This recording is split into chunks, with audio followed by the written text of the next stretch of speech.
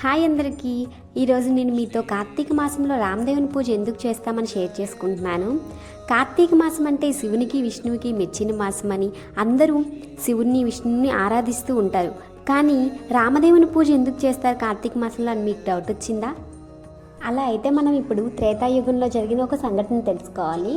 త్రేతాయుగంలో శ్రీరాముడు అరణ్యవాసంలో ఉంటుండగా రామేశ్వరం వెళ్ళి శ్రీరాముడు శివుణ్ణి పూజిస్తాడు.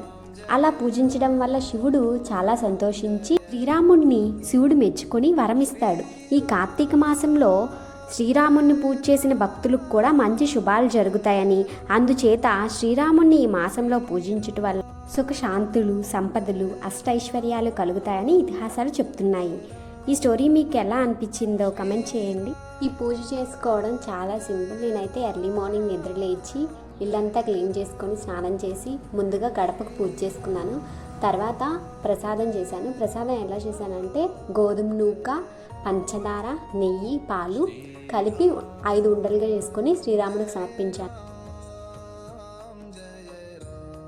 ముందుగా ఆసనం రెడీ చేసి పీట తీసుకొని ముగ్గు పెట్టి పసుపు కుంకుమతో బొట్లు పెట్టి శ్రీరాముని ఫోటోని తీసుకొని బొట్లు పెట్టి అలంకరించి పూజని సిద్ధం చేసుకోవాలి. ఏ పూజ చేసుకున్నా కూడా మనం ముందు విఘ్నేశ్వరుడికి పూజ చేయాలి.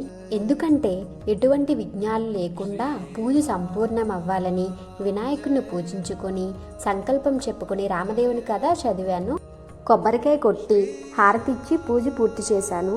Srirama Srirama శ్రీమనోరమ Srirama Srirama శ్రీమనోరమ. Please like, share, comment, subscribe. Thanks for watching.